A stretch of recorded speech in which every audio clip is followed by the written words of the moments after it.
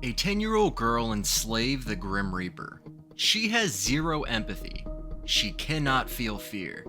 She smiles exactly once in 6 seasons, and it's not because she's happy.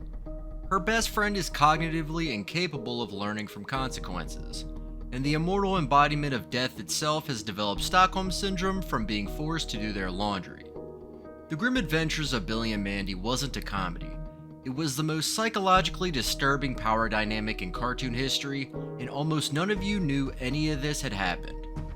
Not speculation, real clinical evidence you've just never seen applied to a Cartoon Network show. We're going case by case. 3 diagnoses, 1 verdict. Let's move. Case File 1. Mandy. Antisocial Personality Disorder with psychopathic traits. Let's start with the obvious question. What kind of child enslaves death itself and feels nothing? The clinical answer is antisocial personality disorder with strong psychopathic indicators. Mandy meets the diagnostic criteria with the kind of precision that makes you wonder if someone on the writing staff had a psychology textbook open. Criterion 1. Failure to conform to social norms. Mandy doesn't just break rules, she doesn't acknowledge they exist. In Mandy the Merciless, she conquers the entire world by the year 2000 and rules it as an immortal dictator. This is presented as a joke. It's not a joke. A 10-year-old who conquers civilization and rules it eternally without hesitation is not displaying ambition. She's displaying a complete absence of moral reasoning. Criterion 2. Deceitfulness and manipulation. Mandy doesn't persuade people, she breaks them.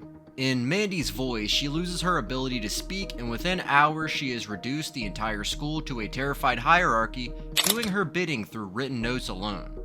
She doesn't need voice. She doesn't need power. She just needs other people to be predictable, and they are. Every time. Criterion 3. Lack of remorse. Here's where it gets clinical. Across 6 seasons and 79 episodes, Mandy smiles exactly 1 time.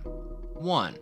It's in Educating Grim, when she wins a bet against the boogeyman, and the smile isn't joy. It's satisfaction at domination. That's the difference. Joy is connection. Satisfaction at domination is something else entirely. Someone sat in a production meeting and made the note, "Mandy does not smile." That's not a character quirk, that's a diagnostic signal. What most people do not realize is that Mandy's defining trait isn't intelligence or ruthlessness. It's the complete absence of fear. In Mandy's fear, she is exposed to a fear-inducing parasite that makes everyone around her terrified of everything, and she is completely immune. The parasite has nothing to work with. You cannot induce fear in someone who lacks the neurological capacity for it. It's not bravery. Bravery requires the presence of fear and the choice to overcome it. Mandy doesn't overcome anything, she just doesn't have the circuit. The psychopathy checklist adds more weight. Glib superficial charm. Mandy can perform politeness when it serves her, and the performance is flawless. Parasitic lifestyle. She lives in Grim's house, eats his food, delegates her chores to the literal embodiment of death, and has never once expressed gratitude. Early behavioral problems. The very first episode establishes her as a child who has already decided the world is beneath her and everyone in it is a tool. That's case file 1. Mandy is not the smart one. She's a clinical case of antisocial personality disorder in a blonde pigtails package, and the laugh track played over all of it. Case File 2. Billy. Severe cognitive impairment with pathological naivety. If Mandy is the clinical villain, Billy is the clinical tragedy, and what makes it worse is that the show frames him as the comic relief. Billy meets the diagnostic threshold for moderate to severe intellectual disability. He cannot form basic reasoning. He cannot learn from consequences. He cannot retain information across scenes, let alone episodes. And the show treats this as his personality. Let's go through the criteria. Deficits in intellectual functioning. Billy cannot solve problems a typical 5-year-old can navigate. In Billy's brain, we literally see inside his mind and there is almost nothing there. The show visualizes his cognitive interior as an empty void with a single chicken wandering around. This wasn't just a gag, it was accidentally honest. Deficits in adaptive functioning. Billy cannot care for himself. He cannot keep himself safe. In Billy and the Bully, he is targeted by a bully and his response is not fight, flight, or freeze, it's inability to comprehend that he's being victimized. He doesn't understand social cues, danger signals, or basic self-preservation. His father literally puts him on a leash in public. Multiple episodes show this. It's not a joke about overprotective parenting. It's the show acknowledging that Billy will wander off into traffic if someone doesn't physically restrain him. Things get even crazier when you look at the diagnostic timeline. Intellectual disability requires onset during the developmental period, and Billy's condition is stable across all 6 seasons. There's no regression, no progression, no arc. He ends the series exactly as cognitively impaired as he began it. The show never treats this as something to be addressed or helped, it treats it as the punchline.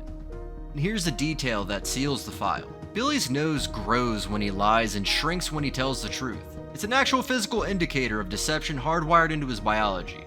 He knows this. The show establishes that he knows this, and yet he is literally incapable of using this information to his advantage. He cannot connect "my nose reveals when I'm lying" to "therefore when I'm lying people will know." That's not a character being stupid, that's a character whose cognitive architecture cannot perform basic cause and effect reasoning. That's case file 2. A severely intellectually disabled child was the punchline of a Cartoon Network comedy for 6 seasons. The laugh track played, we all heard it. Case 3. Grim. Stockholm Syndrome and existential depression. And then there's Grim, the victim who doesn't know he's a victim. I'm not gonna lie, this is where the entire show collapses into something genuinely disturbing. The Grim Reaper, an immortal, all-powerful, supernatural entity who has existed since the beginning of time, loses a limbo contest to 2 children and is legally bound to be their best friend forever. That's the premise, and for 6 seasons, he serves them.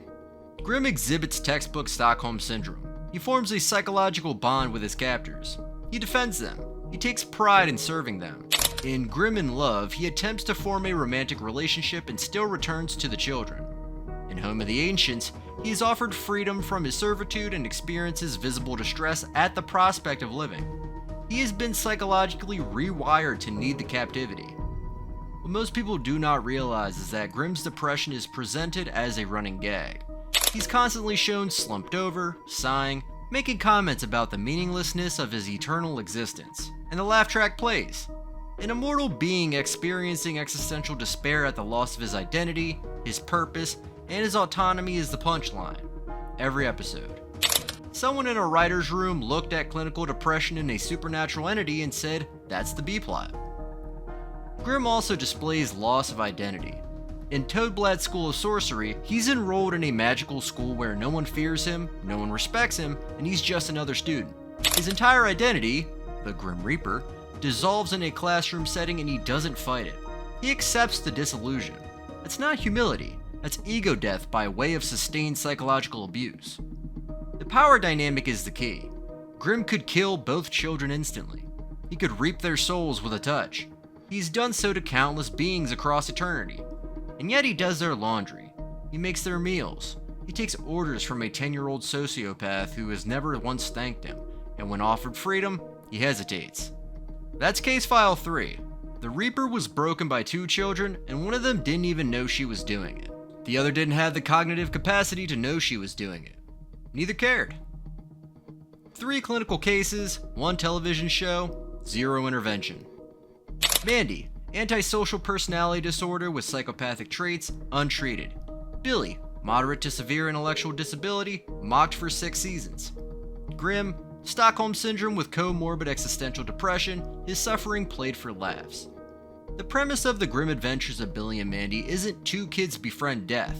The premise is, what happens when a sociopath, a cognitively disabled child, and a psychologically broken immortal entity are trapped in a domestic arrangement with no oversight, no treatment, and no escape? The answer is 79 episodes of psychological horror dressed as a comedy. And not one character in this show is okay. That's the record. Which case sealed it for you? Mandy's complete absence of fear, Billy's inability to learn from anything, or the fact that death itself developed Stockholm Syndrome from doing a child's laundry? Drop it in the comments. And if you want more clinical breakdowns of the cartoons you grew up watching, hit subscribe. There are more case files to open.